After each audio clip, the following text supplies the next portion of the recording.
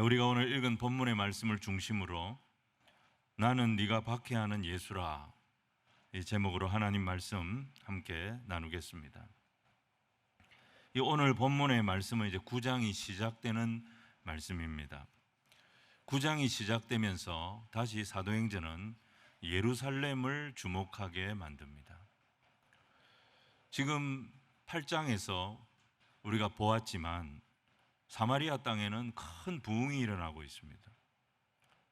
성령의 역사가 일어나고 있습니다.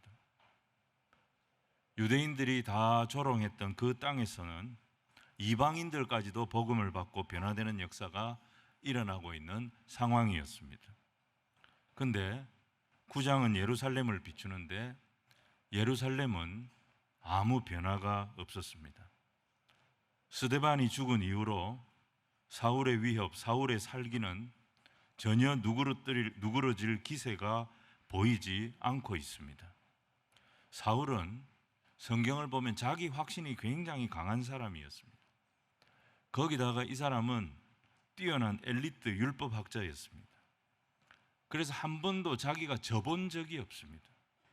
매사에 자기 생각이 옳고 자기와 맞지 않은 것은 다 인정하지 않는 그런 인물이 사울이었습니다. 스데반이 죽을 때 거기에 동참했을 뿐 아니라 스데반의 죽음을 사실상 주도했던 그런 인물이 사울이었습니다. 스데반을 죽인 사람이 다른 그리스도인들은 그냥 내버려 놓겠습니까? 자, 우리 1절과 2절 말씀을 같이 한번 읽겠습니다. 시작. 사울이 주의 제자들에게 대하여 대제사장에게 가서 다메섹 여러 회당에 가져갈 공문을 청하니 이는 만일 이 도를 따르는 사람을 만나면 남녀를 막론하고 결박하여 예루살렘으로 잡아오려 함이라. 예루살렘의 박해가 계속되니까 사람들이 이제 피난을 간 겁니다. 그 중에 일부가 시리아의 수도가 다마스커스, 성경에 나오는 다메섹이지 않습니까? 이 다메섹으로 피난을 가서 거기서 회당을 짓고 신앙 공동체를 이루고 살고 있었습니다. 그 소리를 듣고 사울이 또 경노했습니다. 대제사장에게 아예 공문을 받아서 직접 그 회당들을 방문하고 자기가 체포조를 구성해 가지고 남녀를 막론하고 전부 다 끌고 오려고 길을 떠났습니다. 예루살렘에서 다메섹까지의 거리는 한 240km 정도 됩니다. 빌립이 성령의 인도하심을 따라서 사마리아에서 가사로 내려가는 길로 내려갔다 했지 않습니까? 그 거리가 한 100km 정도 됐습니다. 성령의 인도하심을 받은 빌립이 100km를 갔습니다. 거기서 에디오피아 내시를 만나서 복음 전하고 세례 베풀었지요. 그런데 오늘 분노한 사울은 그 2배 반, 240km를 간 거예요. 여러분, 성령의 역사도 귀하지만 마귀의 충동, 이 분노의 힘이라는 것도 만만찮게 무섭다는 것을 알아야 합니다. 사울처럼 이렇게 자아가 강한 사람, 예수님도 너무너무 싫어합니다. 예수님 옛자만 나와도 이 사람은 막 분노합니다. 과연 이런 사람이 변화될 수 있을까요? 이 사람 나타나면 다 피합니다. 이 사람하고 같이 있는 게 두렵습니다. 이런 사울이 과연 변화될 수 있을까요? 이 사울을 오늘 누가 찾아오느냐? 예수님이 찾아오십니다. 사람들은 다 피하고 도망갔던 인물인데 이 사울을 포기하지 않으시는 분, 예수님 오늘 찾아오십니다. 그리고 그를 결국 변화시키셔서 하나님 나라 확장이라고 하는 이 하나님의 거대 담론의 디딤돌이 되도록 이 인생을 사용하시는 것을 보게 됩니다. 오늘 우리가 그 말씀을 좀 나누려고 하는 것입니다. 자, 오늘 첫 번째, 엎드러지는 사울입니다. 여러분, 오늘 말씀을 보시면 예수님께서 사울의 인생에 직접 개입하시죠. 예수님이 개입하시는 방법이 3가지였습니다. 자, 3절을 우리 같이 한번 읽겠습니다. 시작. 사울이 길을 가다가 다메섹에 가까이 이르더니 호련히 하늘로부터 빛이 그를 둘러 비추는지라. 세 가지인데요. 첫 번째는 호련히 그랬습니다. 두 번째는 하늘로부터 그랬습니다. 세 번째는 빛이 그를 둘러 비추었다 그랬습니다. 여기서 호련히라는 말은 갑자기라는 말입니다. 여러분, 우리 모두에게는 이런 생각이 있습니다. 우리가 예수님을 만나려면 뭔가 내 쪽에서의 반응이 있어야 된다. 내 쪽에서의 관심이 있어야 된다. 이런 생각을, 그래야 내가 예수님을 만날 수 있다. 그리고 그냥은 안 되고 나도 뭔가 준비를 해야 예수님이 나를 만나 주실 거다. 이렇게 생각을 합니다. 내가 어느 정도 준비가 되었을 때 주님이 나를 만나 주시지, 내가 아무 준비가 안 돼 있는데 주님이 나를 어떻게 만나 주시겠나. 그래서 성경을 한 1독 정도 해보고 기독교 신앙이 뭔지 조금 알고 교회도 조금 다녀보고 새벽기도도 좀 나오고, 그렇게 해서 내가 뭔가 좀 준비가 됐을 때 주님이 나를 만나 주신다, 이런 생각을 우리가 다들 합니다. 근데 오늘 본문의 사울을 한번 보십시오. 아무 준비가 없었어요. 이 사람은 전혀 예상도 못했어요. 근데 주님이 갑자기 찾아오신 거예요. 호련히 갑자기 사울을 찾아오신 거예요. 여러분, 이게 자아가 강한 사람들을 변화시키는 우리 예수님 방법이에요. 사울은 자아가 강하기 때문에 아무리 기다린다고 해도 이 사람 스스로 주님을 찾아올 사람이 아닙니다. 그래서 주님이 찾아오신 거예요. 어떻게 찾아오십니까? 그냥 훅 들어온 거예요. 주님이 그의 인생에 훅 들어오신 거예요. 두 번째는 뭐냐? 하늘로부터라 그랬습니다. 땅의 일에 대해서는 사울이 빠삭한 사람입니다. 사람들이 하는 일은 논리적으로 다 설명해낼 수 있는 지식을 가진 사람이 사울이었어요. 웬만한 사람의 말에는 설득이 안 되는 사람입니다. 자아가 강한 사람들은 세상의 일을 놓고 이게 하나님이 하신 일이다, 그렇게 잘 이해를 안 합니다. 인정을 안 하는 거예요. 사울은 땅의 일에 대해서는 다 자기 나름대로의 논리가 있는 사람이었어요. 절대 이 사람 누구에게 져본 적도 없고 말로 승복을 당한 적도 없습니다. 그런데 이 사울에게 땅의 소리가 아니라 하늘에서 음성이 들린 거예요. 하늘에서 음성을 듣습니다. 이건 사울도 처음 경험하는 사건이었습니다. 하늘의 음성이 들린 것입니다. 왜 이렇게 하십니까, 예수님? 이렇게 하지 않으면 이 자아가 강한 사울, 사람의 말에 전혀 설득이 되지 않는 이 사울이 하나님을 인정할 리가 없기 때문에 하늘로부터예요. 그리고 세 번째, 밝은 빛이 그를 둘러 비추었다 그랬습니다. 사울은 그 시대 최고의 엘리트 그룹에 속한 사람이었습니다. 자기가 세상에서 제일 똑똑하다고 자부하는 사람이 사울이었어요. 사울이 어떤 사람입니까? 빌립보 3장 5절에 보면 자기는 이스라엘 족속이고 그 중에서도 베냐민 집하고 왕족이죠. 히브리인 중에 히브리인이고 율법으로는 바리새인이고, 자기는 혈통적으로도 다른 유대인들하고 틀리다, 엄청난 자부심을 가지고 살아온 사람이었어요. 이 세상 어떤 사람보다 나는 하나님의 택함받은 사람들 중에 택함받은 사람이고, 나는 스스로 빛 가운데서 살아가고 있는 대표적인 사람이라고 자부하는 인물이 사울이었어요. 그런데 주님이 그를 딱 찾아오셨을 때 자기의 실체가 드러나는데 그 주님의 밝은 빛 앞에 그는 아무것도 보지를 못합니다. 자기 스스로 지금까지 빛이라고 장담했던 것들이 알고 보니까 어둠이었어요. 빛이 비치니까 꼼짝을 못하겠는 거예요. 고상한 줄 알고 자기가 가진 것들 떠들고 자랑하며 살아왔던 것들이 주님 만나고 나니까 다 배설물 한 자로 똥이었어요. 바로 그때 이 당당했던 사울, 자아가 강했던 사울이 예수님 앞에 꼬꾸라지게 됩니다. 여러분 4절에 보시면 땅에 엎드려져 그랬습니다.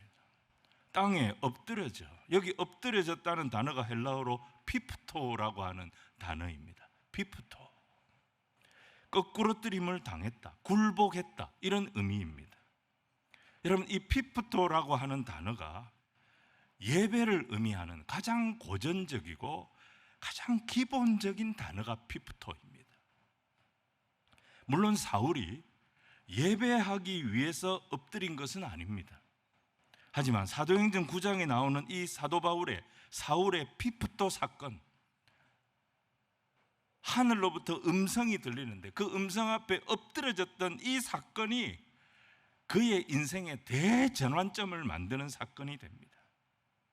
오늘 기억하십시오. 예배하는 저와 여러분에게 이 피프토의 체험이 일어나는 시간이 이 시간이 되기를 주님 이름으로 축원을 드립니다. 그래야 예배가 되는 거예요. 내 인생에 호련히 찾아오십니다. 하늘로부터 찾아오십니다. 밝은 빛 가운데 예수님 찾아오셔서 이 예수님 예배 시간에 우리를 만나 주십니다. 예배 중에 이 예수님 만나 예수님 앞에 내가 아무것도 아님을 다시 한번 깨닫고 하나님 앞에 또 한번 깨어지며 주님 앞에 엎드려지는 저와 여러분이 되어져야 될 줄로 믿습니다. 우리가 엎드리는 이 시간이 하나님의 역사가 시작되는 시간이에요. 하나님의 생명이 시작되는 시간이에요. 하나님 영광 가운데 다시 쓰임받는 거룩한 출발점이 되어질 줄로 믿습니다. 자, 오늘 4절에 보니까 땅에 엎드러져 들음에 소리가 있어 이르되 사울아 사울아 네가 어찌하여 나를 박해하느냐 하시거늘 예수님께서 두 번을 부릅니다. 이름을 사울아 사울아 두 번을 불러요. 이게 누가의 기록이잖아요. 누가는 이름을 두 번 쓸 때에는 의도를 담아서 기록을 했습니다. 누가의 기록에 예수님께서 상대의 이름을 두 번 연속 부르는 것은 다 비슷한 공통점이 있어요. 그게 뭐냐면 그 사람을 완전히 깨뜨릴, 그의 자아를 무너뜨릴 작정을 하셨을 때 예수님이 두 번 부르신 것으로 누가가 그렇게 기록을 했어요. 예를 들어서 누가복음 10장에 보시면 예수님께서 베다니 나사로의 집, 이 나사로에게는 여동생 둘이 있었어요. 마르다 마리아. 그 집에 가셨는데 마르다는 예수님 대접한다고 정신이 없이 분주했습니다. 근데 동생 마리아는 예수님 발 아래 딱 앉아가지고 말씀만 듣고 있었습니다. 이 모습을 본 마르다가 화가 났어요. 그래서 예수님께 투정을 합니다. 그를 명하사 나를 좀 도와주라 하십시오. 그렇게 투정을 했어요. 그때 예수님이 마르다 이름을 두 번 부르십니다. 누가복음 10장 41절에 주께서 대답하여 이르시되 마르다야 마르다야 두 번 부르세요. 네가 많은 일로 염려하고 근심하나 몇 가지만 하든지 혹은 한 가지만이라도 족하니라. 마리아는 이 좋은 편을 택하였으니 빼앗기지 아니하리라 하시니라. 마르다야, 너는 네가 옳고 마리아는 틀렸다라고 생각하는 그 생각이 깨져야 된다. 그때 마르다 이름을 두 번 부르셨어요. 또 누가복음 22장 31절에 보시면 이제 예수님께서 십자가 고난을 당하실 때가 임박했습니다.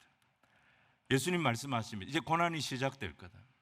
고난이 시작되면 너희들, 제자들 보고 하신 말씀이에요. 너희들도 나를 다 버리고 다 도망칠 거야. 예수님께서 말씀하셨어요. 그러니까 그때 베드로가 튀어나옵니다. 장담을 합니다. 주님, 저는 주님과 함께 옥에도 갈 거고 죽으시는 자리에도 저는 같이 갈 겁니다. 그때 예수님께서 이 시몬 베드로의 이름을 두 번 부르십니다. 31절에 보면 시몬아 시몬아 보라 사단이 너희를 밀가부르듯 하려고 요구하였으나 그러나 내가 너를 위하여 내 믿음이 떨어지지 않기를 기도하였노니. 시몬아 시몬아 남 얘기할 거 없고 네가 먼저 깨져야 돼. 너는 닭 울기 전에 나를 3번이나 부인할 사람이야. 그때 예수님께서 두 번 부르신 거예요. 사람 이름은 아닌데 누가복음 13장 34절 보면 예루살렘아 예루살렘아 두 번 부르십니다. 예루살렘에 행해진 여러 가지 악행들, 선지자들을 돌로 치고 박해하고 죽였던 이 모든 행위 때문에 하나님께서 예루살렘을 황폐하게 만들어 버릴 것이다. 이 경고를 하실 때 누가복음은 예수님이 예루살렘아 예루살렘아 두 번을 부르셨다라고 기록하고 있습니다. 여러분, 우리 예수님께서 우리 이름을 2번 부르시면 우리 끝나는 거예요. 한 번만 불러주세요 이렇게 기도해야 돼요. 2번 부르면 우린 가루가 되는 거예요. 근데 여러분, 우리가 이 말씀들을 살펴보면 이 반복해서 부르신 이 예수님의 부르심은요, 우리를 망가뜨리는 부르심이 아니고 우리를 향한 사랑의 부르심이에요. 사울을 2번 부르시면서 그를 찾아오시잖아요. 이때 피프토가 일어납니다. 돌 같은 사울, 그 자아가 강한 사울이 2번 부르실 때 엎어집니다. 그리고 예수님 앞에 굴복하게 됩니다.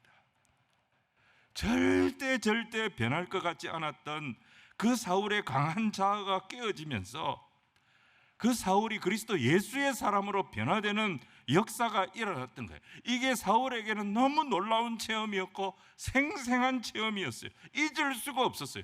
그래서 사울은 사도행전에 보면 이 체험이 3번이 기록이 되어 있어요. 오늘 9장에 기록이 되어 있고 22장에 가시면 사울이 성전 앞에서, 예루살렘 성전 앞에서 사울을 죽이겠다고 모인 그 살기등등한 유대인들 앞에서 내가 어떻게 예수님을 믿게 되어졌는지를 간증을 할 때 이 간증을 합니다.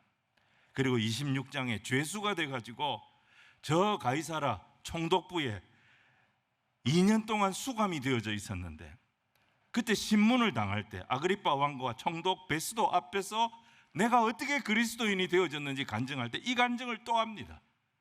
그때 베스도가 뭐라고 말합니까? 사울아, 네가 미쳤구나. 너의 많은 학문이 너를 미치게 만들었구나. 네가 너무 똑똑해서 네가 미친 거야. 미친놈 소리를 들으면서도 사도 바울은 이 생생한 간증을 총독 앞에서, 분봉왕 앞에서 전달했던 것입니다. 오늘 2번째는 변화되는 사울입니다. 사울은 예수님의 존재를 이미 알고 있었습니다. 스데반의 순교 현장에서 예수님이 메시아다, 예수님이 그리스도라 증언하는 거 다 들었지 않습니까? 그 스데반의 스데반의 설교를 다 듣고 사울이 내렸던 결론이 뭡니까? 사도행전 8장 1절에 보시면 사울은 스데반이 죽임 당한 것이 마땅하다고 여겼다는 거예요. 스데반은 말도 안 되는 소리를 한다. 스데반 같은 예수쟁이들의 믿음은 잘못된 믿음이고 저건 굉장히 위험한 믿음이다. 그렇게 일축을 해버렸어요. 자기의 믿음, 자기의 지식이 바른 것이라고 더 견고하게 장담을 했던 것입니다. 그랬기 때문에 이 위험한 예수쟁이들 다 잡아들여야 되겠다, 다메섹까지 체포조를 끌고 가던 길이었지 않습니까? 그런데 호련히 하늘로부터 밝은 빛 가운데 소리를 듣게 됩니다. 사울아, 사울아, 네가 어찌하여 나를 박해하느냐? 사울이 깜짝 놀랐어요. 너무 밝은 빛 가운데 들리는 음성이라 이분이 누구신가? 그래서 그가 5절에 질문을 합니다. 대답하되 주여 누구시니까?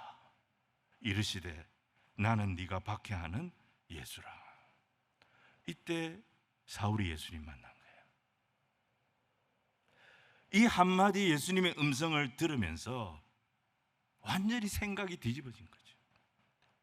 지금까지 스데반 같은 사람은 죽어 마땅하다 그렇게 생각했는데 그 스데반의 설교가 옳은 것이었다는 것을 인정하게 됩니다.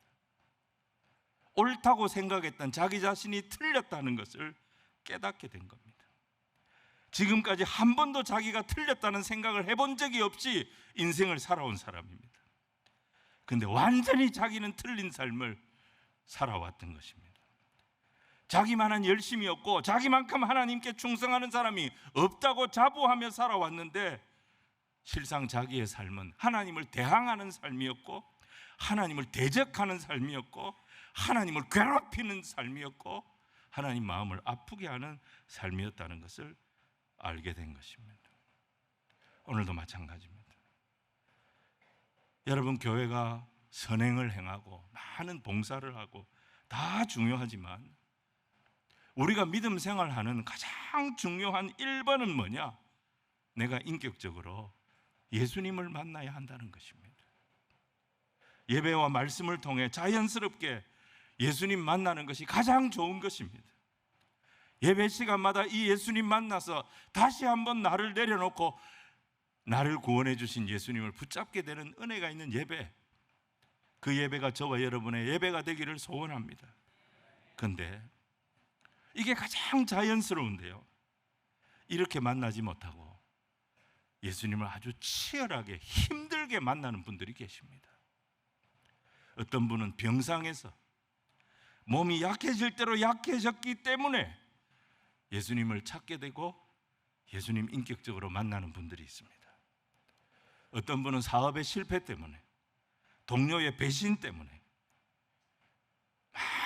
많은 고초 속에서 예수님을 깊이 만나게 되는 분도 계십니다. 하지만 우리가 알아야 될 것이 뭐냐? 이런 우리의 실패나 이런 우리의 약함이 지금까지 내가 살아왔던 삶에 대한 하나님의 어떤 응징이나 심판이 아니라는 것을 아셔야 합니다. 나를 사랑하시는 하나님이 나의 이름을 부르며 찾아오는 사건인 것입니다. 자아가 강했던 사울도 보십시오. 예수님의 음성을 듣는 순간, 예수님이 그를 찾아왔다는 것을, 찾아오셨다는 것을 깨닫는 순간, 그 강한 빛 때문에 하루아침에 그는 시각장애인이 되어버렸습니다. 앞을 보지 못합니다. 8절에 뭐라고 했습니까? 사울이 땅에서 일어나 눈은 떴으나 아무것도 보지 못했다 그랬습니다. 사람의 손에 끌려 다메섹으로 들어갔다 그랬습니다. 자아가 강했던 사울, 하나님 어떻게 인도하십니까? 자기 혼자서는 아무것도 할 수 없는 그런 초라한 인생이 되도록 만드셨습니다. 다른 사람 손에 끌려서 다메섹으로 갔다 그랬습니다. 그런데 여러분, 이것이 사울이 지금까지 살아왔던 삶에 대한 하나님의 심판, 하나님의 징계가 아니었습니다. 그의 육신의 눈은 멀었지만 또 다른 눈이 활짝 열리게 되어지는 사건이었습니다. 이때부터 사울은 스스로 상상도 못했던 그런 인생 길을 가게 됩니다. 주님의 인도하심을 따라 새롭게 쓰임받는 인생 살게 됩니다. 여러분, 이게 하나님이 하시는 일이라는 것입니다. 베드로도 마찬가지입니다. 베드로 예수님 앞에 호언장담했습니다. 모두 주를 버릴지라도 나는 결코 버리지 않겠나이다. 그렇게 호언장담했던 베드로, 예수님 3번 부인하고 너무너무 부끄러워가지고 갈릴리로 도망갑니다. 초라해진 베드로, 할 수 있는 게 뭐가 있어요? 다시 고기 잡기 위해서 갈릴리 바다 위에 있었습니다. 그때 그 바닷가로 예수님 찾아오셨습니다. 예수님 시몬 베드로 만나셔서 네가 나를 사랑하느냐? 네가 나를 사랑하느냐? 3번을 물으신 뒤에 요한복음 21장 18절에 이 말씀을 하십니다. 내가 진실로 진실로 내게 이르노니 네가 젊어서는 스스로 띠띠고 원하는 곳으로 다녔거니와 늙어서는 네 팔을 벌리리니 남이 내게 띠띠우고 원하지 아니하는 곳으로 데려가리라. 여러분, 베드로의 인생이 고기 잡는 업으로 시작해서 고기 잡는 업으로 끝날 인생이었습니다. 그런데 이 인생이 사람 잡는 업으로, 사람을 낚는 업으로, 사람을 취하는 자로 쓰임받게 되는 계기가 언제부터입니까? 바로 요한복음 21장부터였던 것입니다. 자기의 자아가 살아서 자기 마음대로 다닐 때, 그때가 아니었습니다. 내 자아가 무너지고 남에게 이끌려서 원치 않는 곳으로 가게 될 그때부터 시몬 베드로의 진짜 인생이 시작이 된 것입니다. 자, 오늘 눈먼 사울, 다른 사람 손에 이끌려 다메섹으로 들어갑니다. 그리고 9절을 보면 사흘 동안 보지 못하고 먹지도 마시지도 아니했다 그랬습니다. 다메섹에 들어가서 사흘 동안 보지도 못하고 먹지도 못하고 마시지도 못했다는 거예요. 성경에 보시면 이 3일이라고 하는 표현이 종종 나옵니다. 창세기 22장에 아브라함이 아들 이삭을 바치러 모리아 산으로 갔던 그 길이 3일 길이었습니다. 요나가 물고기 뱃속에 있었던 시간도 3일이었습니다. 예수님 십자가에 죽으시고 무덤에 계셨던 기간도 3일이었습니다. 오늘 사울도 다메섹에 끌려가서 3일 동안 식음을 전폐하고 하나님의 약속을 기다리는 시간을 보냅니다. 여러분, 이 3일의 시간이 갖는 공통점이 뭡니까? 전부 다 내 자아가 죽는 시간이에요. 피프토가 일어나는 시간, 내가 꼬꾸라지는 시간, 내가 꼬꾸라져서 주님을 의지하는 시간이 바로 이 3일의 시간. 여러분, 이 과정을 우리가 다 거치는 것입니다. 이 과정을 거친 뒤에 주님의 손에 붙들려서 놀랍게 쓰임받게 되는 것입니다. 오늘 세 번째는 쓰임받는 사울입니다. 여러분, 왜 하나님은 굳이 이 사울을 바울로 만드셔서 이방인 선교의 도구로, 이방인을 위한 사도로 이 사람을 쓰신 걸까요? 제자들 중에도 얼마든지 이 역할을 할 수 있는 사람들이 있었습니다. 예수님 공생에 3년 동안 동행했던 사람들입니다. 다른 제자들은 십자가를 직접 목격했고 부활을 직접 목격했던 사람들입니다. 오순절에 마가의 다락방에서 함께 성령을 체험했던 그런 사람들 중에서 뽑았다면 훨씬 더 안전하고 권위 있게 일할 수 있는 사람들 세울 수 있었을 겁니다. 근데 예수님은, 하나님은 이 사울을 쓰신 거예요. 사실 사울은 예수님 생전에 예수님을 만난 적이 없어요. 육신으로 예수님을 만난 적이 없는 사람이에요. 그러니까 예수님의 십자가, 예수님의 부활을 목격하지 못한 사람이에요. 그랬기 때문에 나중에 서신서에 보면 그가 가는 곳마다 계속 논란이 됐던 게 뭐냐? 이 사람 사도가 맞냐? 예수님과 동행하지도 않았고 예수님의 십자가 목격한 적이 없고 예수님의 부활을 목격한 적이 없는 이 사람이 사도가 맞냐? 사도 바울의 사도성에 대해서 계속 논란이 따라다녔어요. 그런 인물이 사울이었어요. 그런데 왜 하나님은 이런 리스크가 있는 사람을 뽑아서 쓰신 걸까요? 사람들은 이렇게 생각합니다. 물론 사울이 많은 논란이 있는 것은 사실이지만 이 사람이 쓰임받은 것은 이 사람이 너무 많은 것을 갖추고 있기 때문이 아니겠는가, 이렇게 생각합니다. 이 사람 로마 시민, 날 때부터 로마 시민권자였어요. 그러니까 제국에 어디를 가든지 통행과 활동이 자유로운 사람, 로마 시민권이 있었습니다. 헬라어가 능통했습니다. 누구를 만나도 대화할 수 있고 누구에게도 복음을 전할 수 있는 아주 국제적인 감각을 갖춘 사람이었어요. 이 사람 바리새인이에요. 거기다 가말리엘 문화에서 수학했어요. 정통 율법학자예요. 그러니까 히브리인들도 이 사람의 권위를 인정할 수밖에 없는 그런 모든 조건을 갖춘 사람이었기 때문에 하나님께서 이 사람을 이방인의 사도로 쓰셨다, 이렇게 생각합니다. 하지만 여러분, 이것은 2차적인 조건이에요. 2차적인 조건. 빌립보 3장 8절 보십시오.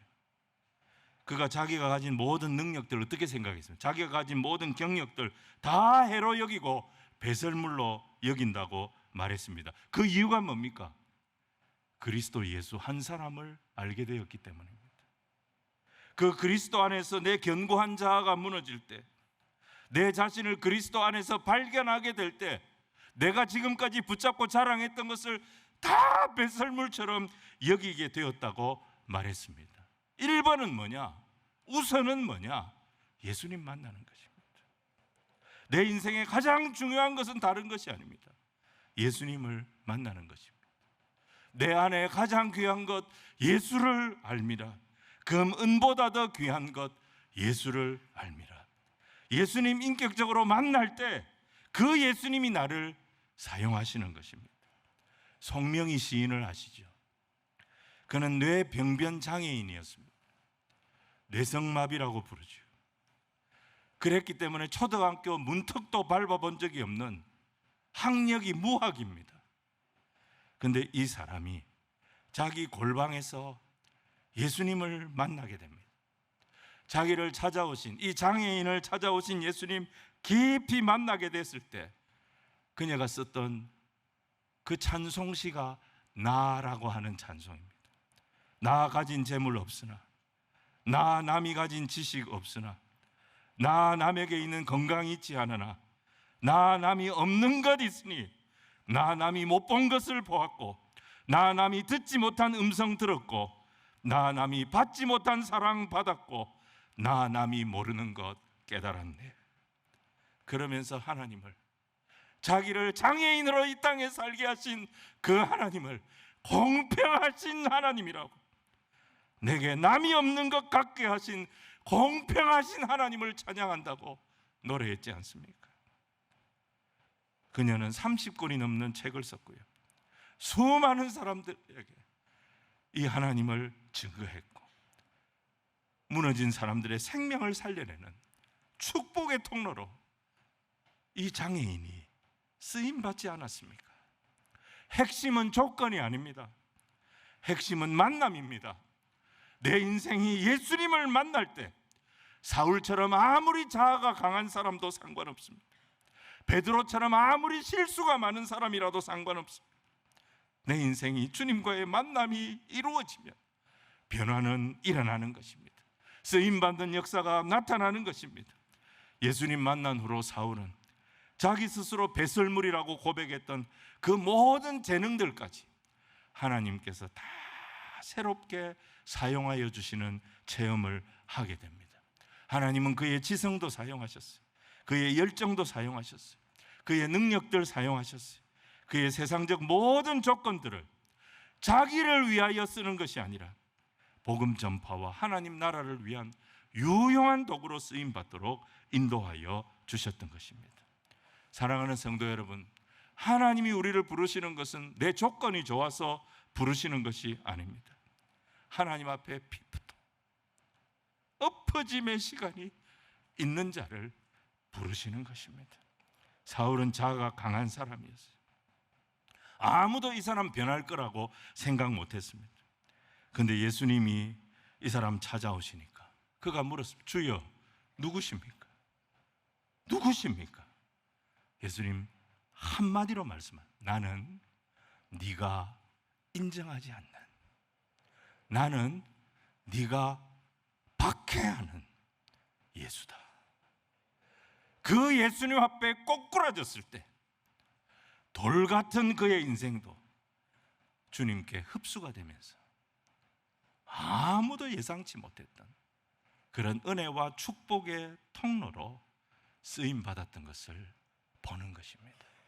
사랑하는 성도 여러분, 우리 주변에 우리가 함부로 포기할 사람이 없음을 기억하시기를 바랍니다. 사울을 변화시킨 그 하나님, 나를 변화시키셨고 나를 변화시킨 그 하나님, 내 주변에 있는 모든 이들에게 주의 복음이 들어가 그 인생 변화되어지기를 기뻐하시는 하나님이심을 믿고 기도하는 저와 여러분이 되어야 될 줄로 믿습니다. 말씀 정리하겠습니다. 인생의 변화의 핵심은요, 만남이에요. 주님과의 만남이 일어나야 됩니다. 주님과의 만남이 일어나면 어떤 인생도 변화가 됩니다. 주님과의 만남의 가장 큰 걸림돌이 뭐냐? 내 고집이에요. 내 자아예요. 그래서 우리는 기도하는 거예요. 길가와 같은 마음, 돌짝밭 같은 내 심령, 성령님 만져주십시오. 나의 고난, 나의 약함마저도 주님을 만나는 기회가 되도록 주님 사용하여 주옵소서. 주님 앞에 부르짖는 것입니다. 우리가 어떤 형편이었든지 상관없습니다. 어떤 상황이었든지 상관없습니다. 우리가 주님을 만나기만 하면 살아납니다. 이제 우리 리딩 지저스 본문의 이사야서가 끝이 났잖아요. 어제까지 해서. 어제 아침에 이사야 64장, 이게 이제 핵심 본문을 쭉 읽으면서, 핵심 본문이 64장인데 이 64장을 읽으면서 제가 다시 한번 하나님 앞에 깨달았습니다. 제가 이사야서 수십 번을 읽었지 않았겠습니까? 그런데 어제 아침 이사야 64장이 눈에 탁 들어와요. 이사야 64장은 절망 가운데 부르짖는 이사야의 기도예요. 지금 이사야의 눈앞에 보인 예루살렘은 희망이 보이지 않는 곳이었어요. 말은 하나님의 백성, 하나님의 백성이라고 떠들고 있지만 예루살렘 사람들의 모습은 하나님의 백성과는 너무너무 거리가 먼 모습이에요. 주의 이름을 부르는 자도 없고 분발하여 주를 붙잡는 자도 없었다라고 7절에 말했습니다. 예루살렘은 그래서 광야처럼 황폐한 곳이 되었다고 10절에 말했습니다. 성전은 불타버렸다고 11절에 말했습니다. 이렇게 무너질 대로 무너진 예루살렘, 아무 소망이 없는 예루살렘이 다시 회복될 수 있을까? 다시 이곳에 부흥이 일어날 수 있을까? 아무리 생각해도 이사야의 눈앞에 보이는 예루살렘은 불가능해 보였습니다. 근데 이사야는 그 불가능의 땅 한복판에서 간구하기 시작합니다. 기도하기 시작합니다. 부르짖기 시작합니다. 기댈 것은 아무것도 없습니다. 오직 하나님밖에 없습니다. 그래 8절에 주여 주는 우리의 아버지 아닙니까? 9절에 우리는 다 주의 백성 아닙니까? 그가 내세울 것은 하나님이 우리의 아버지가 되시고 우리는 아버지 하나님의 자녀들 아닙니까? 백성들 아닙니까? 이 절망 속에서 붙잡을 것은 이것밖에 없었던 것입니다. 그리고 그 하나님 앞에 주님 다시 이곳에 하늘을 가르고 강림하셔서 모든 대적들 하나님 알게 하시고 하나님으로 인하여 떨게 되는 그런 부흥의 역사, 회복의 역사, 다시 일어서는 역사가 이 땅에 일어나게 하여 주옵소서 간구합니다. 사랑하는 여러분, 우리에게 이사야와 같은 기도가 회복되기를 주님 이름으로 축원을 드립니다. 부흥은 우리가 만드는 것이 아닙니다. 생명의 역사는 우리가 이뤄내는 것이 아닙니다. 주님이 우리를 찾아오셔야 합니다. 하늘을 가르치고 우리 가운데 강림하실 때 일어나는 역사가 부흥의 역사가 될 줄로 믿습니다. 그래서 우리는 이사야처럼 간구하는 거예요. 예수님 오셔서 돌 같은 내 심령 만져주시고 강팍하고 강팍했던 사울을 변화시켜 살려내셨던 것처럼 우리 한 사람 한 사람 살리시고 사용하셔서 내 인생에, 우리의 인생에 다시 부흥의 꽃이 피게 하여 주시옵소서. 여러분, 이제 한 해의 딱 절반을 보냈습니다. 맥주 감사주의를 우리가 앞두고 있습니다. 이 한 해의 절반을 인도하신 하나님 앞에 감사하며 다시 우리를 만져주옵소서. 다시 우리를 붙잡아 주옵소서. 하늘을 가르시고 강림하셔서 하나님의 역사가 우리를 통하여 일어나는 은혜를 보게 하여 주옵소서. 간구의 허리띠를 다시 새롭게 하는 저와 여러분이 다 되시기를 주님 이름으로 축원을 드립니다.